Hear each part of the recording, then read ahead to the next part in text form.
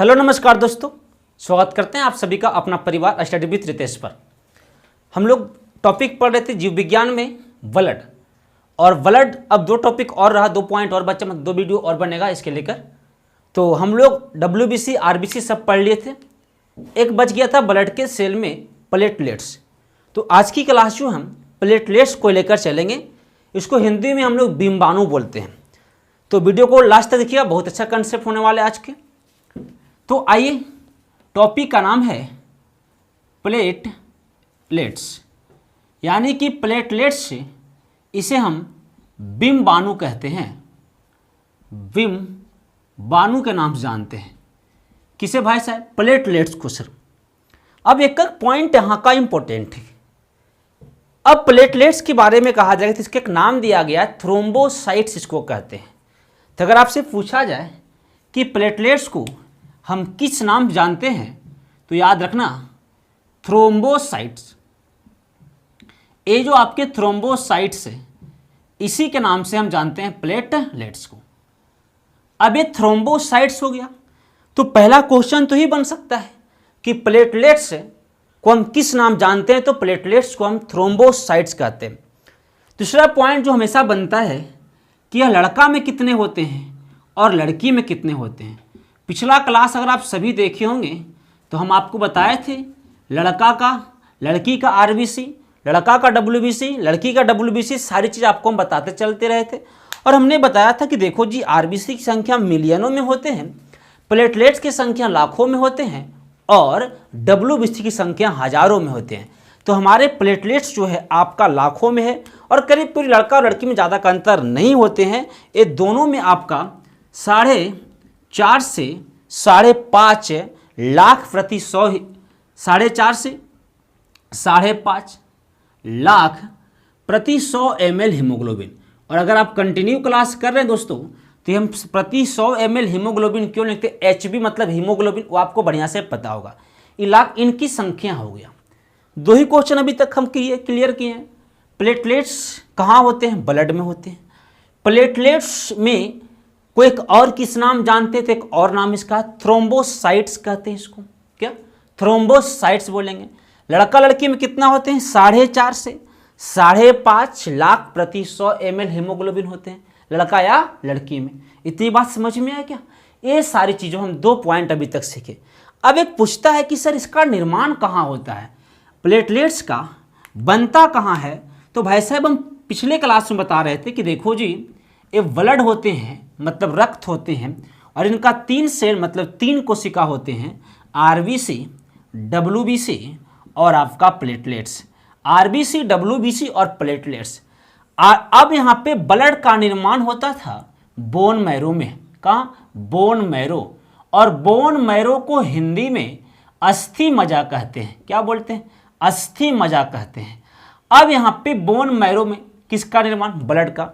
तो RBC का भी निर्माण कहाँ हुआ? बोन मैरो में। तो WBC का निर्माण कहाँ हुआ? बोन मैरो में। तो प्लेटलेट्स का भी निर्माण कहाँ होगा? तो बोन मैरो में, अस्थि मज्जा में। ये अस्थि मज्जा क्या है सर?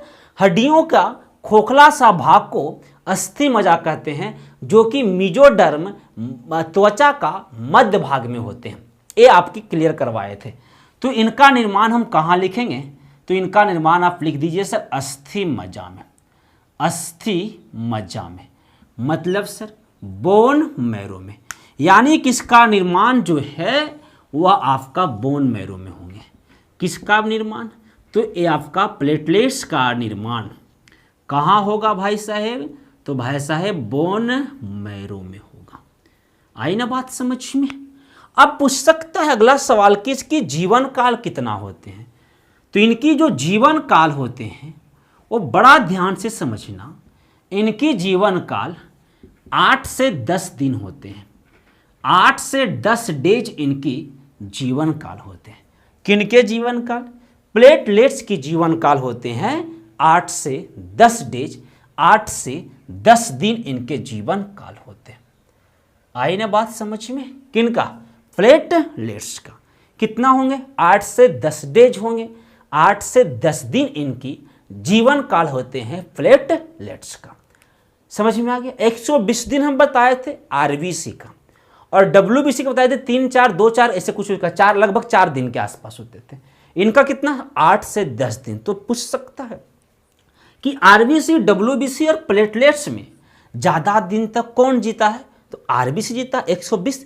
दूसरा नंबर पर कौन आता है? तो प्लेटलेट्स आता है 8 से 10 डेज, 8 से 10। पूछ सकता है कि इनकी निर्माण कहाँ पड़े? अस्थि मज्जा में। निर्माण कहाँ पड़े? अस्थि मज्जा में। तो इनका जब निर्माण अस्थि मज्जा में हुआ तो इनका मृत्यु कहाँ होगा? इनका डेथ कहाँ होगा? इनकी मृत्यु कहाँ होगी?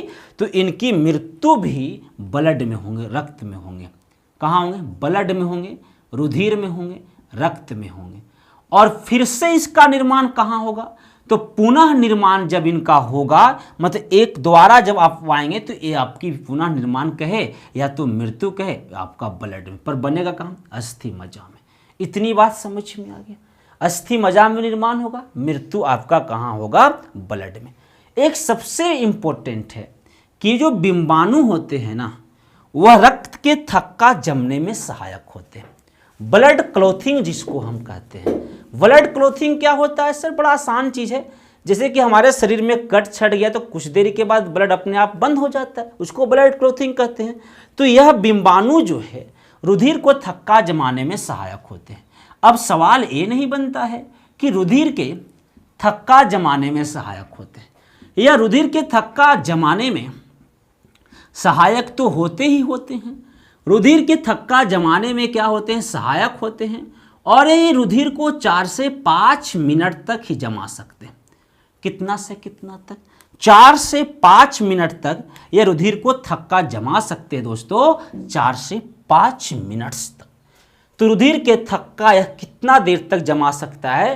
तो याद रखना 4 से 5 मिनट तक के रुधिर के थक्का जमाने में सहायक होते हैं। अब थक्का जमाने में और कौन कौन से सहायक होते हैं? बहुत चीज़ हमको पढ़ना है। सबसे पहले तो रक्त को थक्का जमाने में एक तत्व सहायक होते हैं, कैल्शियम। और आज के बाद याद रखना, एक कैल्शियम ब्लड में पाया जाता है। कैल्शियम कहाँ पाया जाएगा जी? ब्लड में पाया जाता है। एक कैल्शियम रक्त में पाया जाता है और यह भी रुधिर के थक्का जमाने में सहायक होते हैं। एक रुधिर के थक्का जमाने में विटामिन के भी सहायक होते हैं। विटामिन के भी सहायक होते हैं, जिसको रासायनिक नाम है विटामिन के का फाइकोक्विलिन। क्या नाम है? फाइकोक्विलिन। तो आपका कैल्शियम नामक तत्व, विटामिन के और आपका बिंबाणु, ये सब रक्त के थक्का जमाने में सहायक। पिछले क्लास में एक प्रोटीन का भी हम चर्चा किए थे कि एक प्रोटीन भी जो होते हैं वह भी रक्त का थक्का जमा सकता है। कौन भाई सर? Protein sir. प्रोटीन क्या करेगा? तो प्रोटीन जो है रक्त का थक्का जमाएगा। और उस प्रकार से प्रोटीन कहाँ पाया गया था? प्लाज्मा में पाया गया था। और कुल 5 प्रकार के प्रोटीन हम बताए थे जो कि प्लाज्मा में पाए, 5 या 6 प्रकार, कुछ इसी प्रकार के, जो कि कहाँ पाया जाता था? तो प्लाज्मा में 5 ही प्रकार के। सबसे पहले हम पढ़ाए थे, देखो जी, होते हैं थ्रोम्बिन प्रोटीन थ्रोम्बिन प्रोटीन। और फिर आपको बताया गया था, देखो जी, एक होते हैं प्रोथ्रोम्बिन प्रोटीन। प्रोथ्रोम्बिन प्रोटीन क्या क्या पढ़ना है? Thrombin, prothrombin. और एक होते हैं फाइब्रिन प्रोटीन, फाइब्रिन प्रोटीन। और एक होते हैं फाइब्रिनोजन। क्या? Fibrinogen protein, fibrinogen. और एक होते हैं ग्लोब्युलिन प्रोटीन, ग्लोब्युलिन प्रोटीन, ब्यूलिन। ये आपकी प्रोटीन होते हैं। ये हमारा प्रोटीन कितना हो गया? तो 2 हो गया सर, और 2 4 5 हो गया। ये सभी प्रोटीन रक्त को थक्का जमाने में सहायक होते हैं। लेकिन सबसे ज़्यादा हम पढ़ाए थे फाइब्रिनोजन नामक प्रोटीन। कौन? फाइब्रिनोजन नामक प्रोटीन जो थे वह आपका रक्त के थक्का जमाने में यह भी आपका सहायक होते थे। सबसे ज़्यादा प्रोटीन में सबसे ज़्यादा कौन पढ़ाए थे? फाइब्रिनोजन पढ़ाए थे। ये आपको हम बहुत पहले पढ़ाए थे। इतनी बात समझ में आया क्या? ये आपका, इसको हम लोग क्या बोलेंगे? प्लेटलेट्स को थ्रोम्बोसाइट। मेरे साथ अगर आप लोग पढ़ रहे हैं तो कोशिश करिए कि मेरे साथ बोलने का प्रयास किया जाए, तब ज़्यादा समझ में आएगा। क्या? थ्रोम्बोसाइट। लड़का लड़की में कितना होते हैं? 4.5 से 5.5 लाख प्रति 100 ml हीमोग्लोबिन प्रति है। 4.5 से 5.5 लाख प्रति 100 ml हीमोग्लोबिन। इसका निर्माण कहाँ होता है? अस्थि मज्जा में, बोन मैरो में। इनकी जीवन काल कितना होते हैं दोस्त? 8 से 10 दिन होते हैं। इनकी मृत्यु कहाँ होते हैं? ब्लड में होते हैं। इनका काम क्या होते हैं? रुधिर के थक्का जमाने में सहायक होते हैं। किसका जी? रुधिर को क्या करने में? थक्का जमाने में सहायक होते हैं। कितना देर तक थक्का जमाएगा? 4 से 5 मिनट तक थक्का जमाएगा। और कौन जमाएगा? कैल्शियम जमाएगा। और कौन जमाएगा? विटामिन के जमाएगा। और 5 प्रकार का प्रोटीन में सबसे ज़्यादा फाइब्रिनोजन नामक प्रोटीन इन लोग भी जमाता लेकिन फाइब्रिनोजन नामक प्रोटीन भी जमाएगा। आई ना बात समझ में? चलो, इतनी बात समझ में। लेकिन यहाँ से एक पॉइंट बचा हुआ रह गया। अब कौन सा पॉइंट बचा हुआ रह गया? कि किसी किसी में रक्त का थक्का जमता ही नहीं है। क्या उसमें बीमारियां हो जाता है? बताइए सर। बिल्कुल बताएंगे दोस्तों। किसी किसी में एंटीग्लोथी रक्त का थक्का नहीं जमता है। अब रक्त का थक्का नहीं जमता मतलब सारी के सारी काम करना बंद कर देता है। तो रक्त का थक्का ना जमना। अब रक्त का थक्का ना जमने का कारण क्या है? बड़ा गौर से समझना कि रक्त का थक्का क्यों नहीं जमता है, इसका कारण क्या। तो रक्त का थक्का नहीं जमने का कारण बताइए।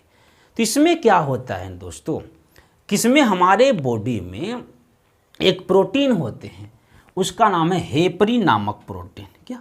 हेपरिन नामक प्रोटीन। हमारे शरीर में एक हेपरिन नामक प्रोटीन पाया जाता है। अब यहाँ पे हेपरिन नामक प्रोटीन हमारे बॉडी में पाए जाते हैं। हमारे शरीर में एक प्रोटीन पाया जाता है, उस प्रोटीन को हेपरिन नामक प्रोटीन कहते हैं। आई ना? हेपरिन नामक प्रोटीन कहते हैं। अब यहाँ पे हेपरिन नामक प्रोटीन हमारे शरीर में क्या होता है? पाया जाता है। और इसी प्रोटीन से रक्त का थक्का जमता है। लेकिन शरीर में कभी कभी हेपरिन नामक प्रोटीन की कमी हो जाती है। अब ये प्रोटीन की क्या हो गया? कमी हो गया। तो जैसी प्रोटीन की कमी होगा, रक्त का थक्का ना जमने लगेगा, तो डॉक्टर के हम पास जाएंगे। तो डॉक्टर ने कृत्रिम प्रोटीन, क्योंकि ये हमारे जेनेटिक प्रोटीन हमारे बॉडी में खुद होते हैं, तो डॉक्टर ने दवा देंगे, उससे कृत्रिम प्रोटीन, आर्टिफिशियल प्रोटीन जो मानव ने बनाया। और उसका क्या नाम है सर? उसका नाम है हीरोडीन। क्या? हीरोडीन नाम है। अब याद रखना, और यह कृत्रिम प्रोटीन है जो डॉक्टर हमें देता है, इसका नाम है हीरोडीन। आई ना बात समझ में? एक कैसी प्रोटीन है दोस्तों? तो सर एक कृत्रिम प्रोटीन है। क्या नाम है? हीरोडीन नाम है इसका। और यह देते हैं और तब जाकर हमारा ब्लड का क्लॉथिंग होता है, अर्थात रक्त का थक्का जम जाता है। समझ में आया क्या? अब यहाँ पे किसके बनता है सर? तो याद रखना, हीरोडीन नामक प्रोटीन जो है जोक के लार से बनता है। जोक तो हम पढ़ा ही दिए हैं, जोक के लार से बनता है।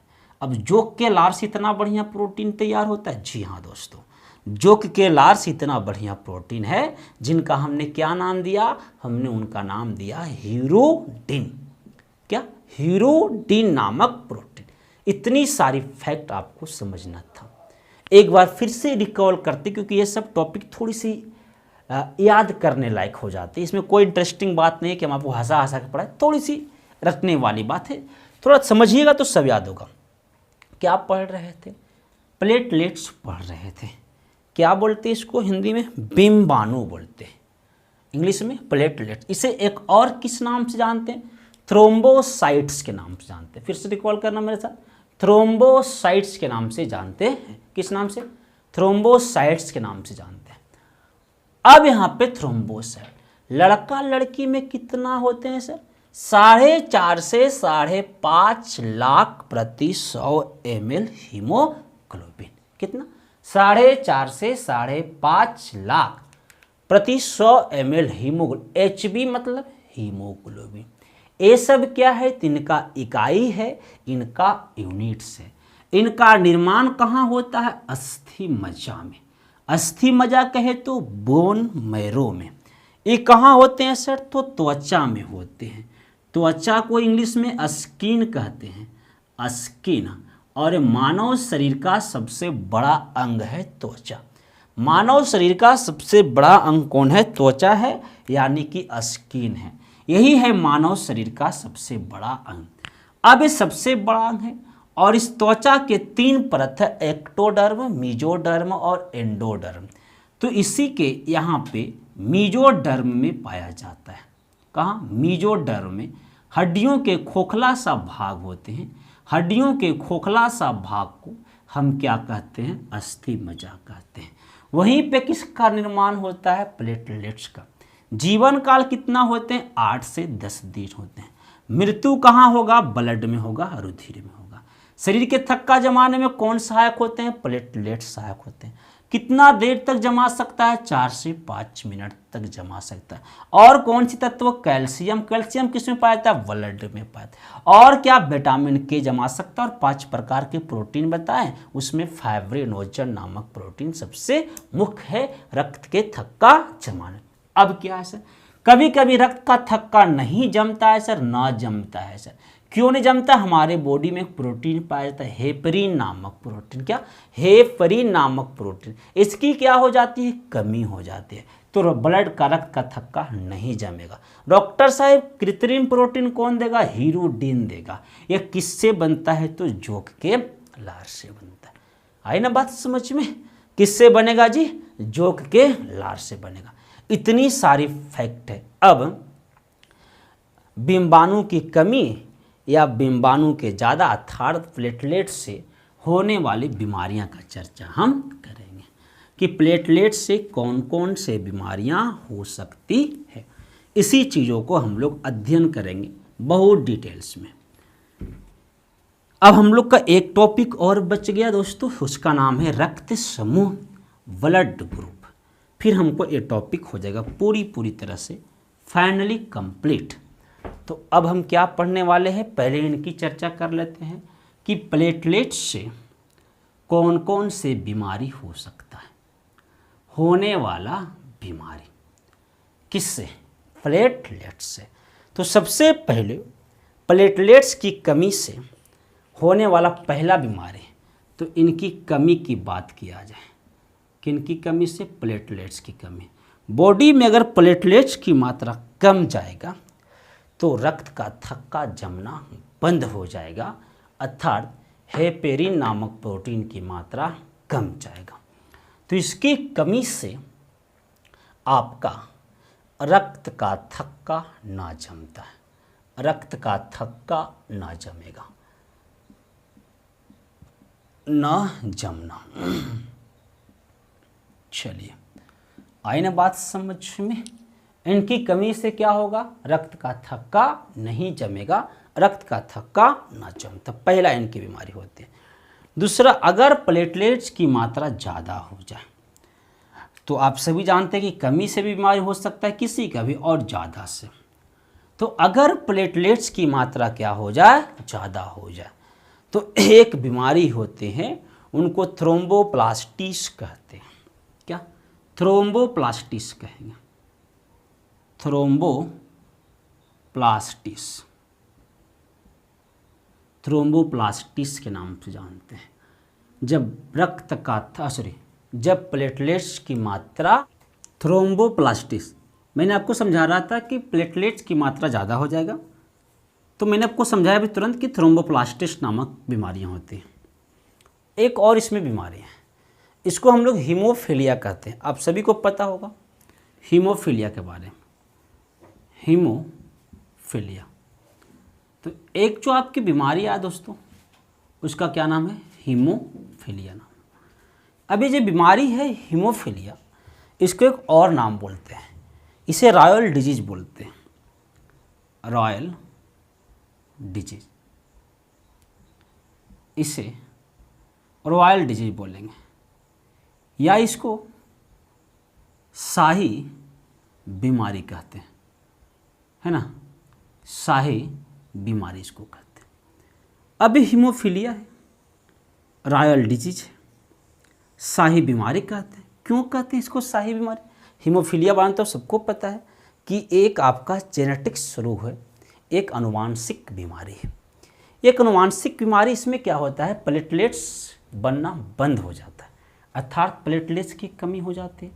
तो ये तभी होंगे जब बिंबाणु बनना बंद हो जाते हैं। तो जब प्लेटलेट्स बनना बंद हो जाए, प्लेटलेट्स बनना क्या हो जाए, बनना बंद हो जाएगा, तब जाकर एक बीमारी होगा।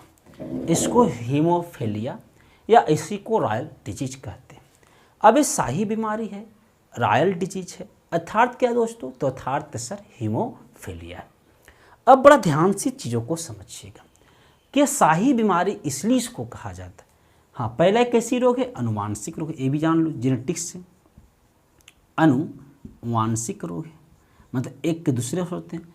यह सबसे पहले हुआ था महारानी विक्टोरिया। महारानी विक्टोरिया हमारे के यहाँ इंग्लैंड की थी, जो हमारे के शासन गुलाम, जब हम लोग गुलाम थे उस समय रहा करते थे। तो महारानी विक्टोरिया सबसे बड़े खानदान के थे, इसीलिए इसको कहते हैं शाही बीमारी। रॉयल मतलब मजबूत, और उसी के खानदान में हो रहा है अभी तक, क्योंकि अनुवांशिक रोग है, जेनेटिक्स रोग है, तो खानदान में होते हैं। अब एक बात और याद रखना, एक तो इतनी बात तो समझ में आ गया कि एक हीमोफीलिया होंगे, एक डेंगू जानते हैं, डेंगू और मलेरिया, ये भी बीमारी जो होते हैं, डेंगू और मलेरिया बीमारी के समय प्लेटलेट संख्या कम हो जाता है। तो एक और बीमारी याद रखना है, डेंगू और मलेरिया। क्या, डेंगू और मलेरिया। तो एक और पॉइंट याद रखना दोस्तों, एक याद रखना डेंगू और एक याद रखना मलेरिया, डेंगू तथा मलेरिया। क्या, डेंगू और मलेरिया, इसमें भी क्या होता है, प्लेटलेट्स बनना बंद हो जाते हैं या प्लेटलेट्स की संख्या कम जाएगा, अर्थात कमी से ही होंगे। तो अर्थात कमी से कौन सी बीमारी होने की चांस होते हैं, तो डेंगू सर और मलेरिया। अब थोड़ी बहुत याद रखना, डेंगू के एक और नाम बोलते हैं, हड्डी तोड़ बुखार इसे कहा जाता है ना, खूब जम के होंगे, हड्डी तोड़ बुखार इसे कहेंगे। अब यहाँ पे हड्डी तोड़ बुखार कौन है, डेंगू है। अब इसको वाहक क्या है सर, किससे होता है सर, तो आप सर जानते हैं कि अरबो वायरस इसमें पाए जाते हैं, है ना, अरबो वायरस, और यही अरबो वायरस के कारण बीमारी होंगे। अब आपको पता होना चाहिए किसका जो किससे होते हैं सर, तो मादा एनोफिलीज मच्छर के काटने से, मादा एनोफिलीज मच्छर काटने से मलेरिया बीमारी होते हैं। जब मलेरिया कहा जाए तो ये आपका मादा एनोफिलीज मच्छर के काटने से, एनोफिलीज मच्छर के काटने से ये आपका मलेरिया होते हैं। हड्डी तोड़ बुखार डेंगू को बोलते हैं, और इसे अरबो वायरस से होते हैं। इतनी बात समझ में आ गई, मादा एनोफिलीज। और मादा एनोफिलीज जो होते हैं वो जो प्रोटोजोआ में ज़्यादातर प्रोटोजोआ को खा जाते हैं, प्रोटोजोआ। आखिर एक बीमारी टॉपिक हम पढ़ाएंगे आपको, वहाँ पे हम सब समझा देंगे, पर अभी इतना आज रखना। अब हमें क्या करना है सर, इतनी सारी दिक्कत हो रहा है सर, कमी से रक्त का थक्का नहीं जमता है, हीमोफीलिया हो जाता है, डेंगू और मलेरिया हो जाता है, तो कुछ तो इसका उपाय बताइए कि जिससे हमारा बॉडी में प्लेटलेट्स की कमी ना हो, बिंबाणु की कमी ना हो। तो इसके लिए एक प्रोटीन होते हैं, जिलेटिन नामक प्रोटीन। क्या, जिलेटिन नामक प्रोटीन। तो एक आपका प्रोटीन होंगे जिलेटिन नामक प्रोटीन। आई ना बात समझ में, क्या नाम बोलना है दोस्तों, जिलेटिन नामक प्रोटीन होते हैं। अब ये जो जिलेटिन नामक प्रोटीन होते हैं, ये जो आपके जिलेटिन नामक हो जाते हैं क्या, प्रोटीन। अब ये जिलेटिन नामक प्रोटीन के बारे में बड़ा ध्यान से समझना। कौन सा प्रोटीन, जिलेटिन नामक प्रोटीन के बारे में।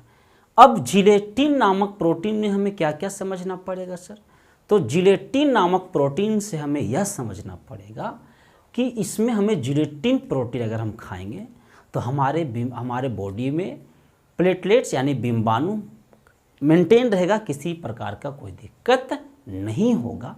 क्या करने से, जिलेटिन नामक प्रोटीन को खाने से। आई ना बात समझ में। अब करना क्या है, यह जिलेटिन नामक प्रोटीन कहाँ से मिलेगा सर, क्या मार्केट में मिलता होगा, नहीं हमको पता, लेकिन इसके उपाय है। यह बकरी के दूध में और पपीते के जूस में पाया जाता है।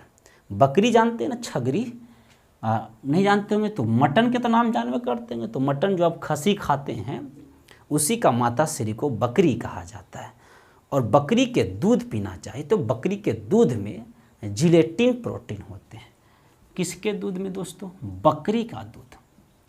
बकरी का दूध और पपीता का जूस, पपीता का जूस से आपको कौन सी प्रोटीन मिलेगा? तो आपको मिलेगा जिलेटिन नामक प्रोटीन, बकरी के दूध और पपीता के जूस से।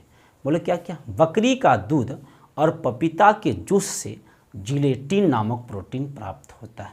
तो याद रखना ये जिलेटिन नामक प्रोटीन वाला कंसेप्ट, बकरी का दूध और पपीता का जूस। इतनी बात, दोनों बात समझ में आ गया। ये हमारा टॉपिक कंप्लीट हो जाता है प्लेटलेट्स बिम्बाणु। अब हम लोग को मात्र एक ही टॉपिक पढ़ना है दोस्तों, एक टॉपिक आपको पढ़ना है। कुछ की पॉइंट यहाँ पे हम समझ लेते हैं। एक टॉपिक हम लोग रक्त समूह पढ़ना है। अब इतनी के बाद भी अगर कुछ पॉइंट आपको समझना है तो की पॉइंट समझिए, 2-3 क्वेश्चन और जो इसमें नहीं बताया गया ये आपको यहाँ से पकड़ा जाएगा। अब की पॉइंट में हमें क्या क्या पढ़ना है? तो समान मानव का रक्तदाब जो होते हैं, मानव का ब्लड प्रेशर जो होते हैं, समान जनरल, समान मानव का, हिंदी में लिख देते हैं, मानव का पहला पॉइंट है ये, मानव का रक्तदाब। रक्तदाब 120/80 मिली प्रति HG के। चलो याद रखना mmHg, इतनी बात समझ में। ये समान मानव के, अगर पूछा जाए कि समान मानव में रक्त कितना होते हैं तो आप सभी को पता है 5 से 6 लीटर। जनरल में अगर आपसे पूछा जाएगा तो आप बता सकते हैं। इतनी सारी बात समझ में आए। अब सुनो, मानव की धड़कन 72 बार प्रति मिनट, 72 बार प्रति मिनट। उत्तेजना के समय 200 बार प्रति मिनट हो जाता है। उत्तेजना समझते हैं ना, मिनट प्रति बार, चलो प्रति मिनट, हाँ लिखा गया। अब समझो ध्यान से, इतनी बात समझ। एक होते हैं कि मानव का रक्तदाब किससे मापा जाता है? स्फिग्नोमैनोमीटर, इस स्फिग्नोमैनोमीटर से। चलिए आपका कंप्लीट हो गया। अब हम लोग ब्लड ग्रुप पढ़ेंगे, एक टॉपिक इसमें अब वो बचा, और इसके बाद ये पूरे के पूरे टॉपिक हो जाएगा आपका कंप्लीट। तो नेक्स्ट वीडियो में हम आपको रक्त समूह पढ़ाएंगे, ब्लड ग्रुप पढ़ाएंगे। मिलते दोस्तों किसी नेक्स्ट वीडियो में, तब तक के लिए आप सबको नमस्कार। अगर आपको अच्छा लगा हो तो लाइक करना, शेयर करना, चैनल पर पहली बार तो सब्सक्राइब करके बेल आइकन जरूर दबाना। मिलते हैं। जय हिंद, जय भारत, जय बिहार।